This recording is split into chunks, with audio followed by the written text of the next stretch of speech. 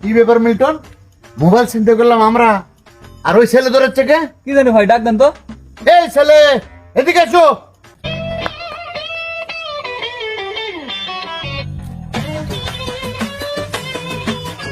কি ভাই? কি ব্যাপার, তোমার মোবাইল চিন্তা করলাম আমরা, তুমি দৌড় মারলে কে? এই প্রথম ফোন ছিনতাই হলো তো ভাই, কি করা লাগবে এটা আমার সঠিক জানা নাই। ও, তোমার জানা নাই? ঠিক আছে, তাহলে আমরা তোমাকে শিখাই দিই তোমার কি করতে হবে। হ্যাঁ, আচ্ছা ঠিক আছে, নামো।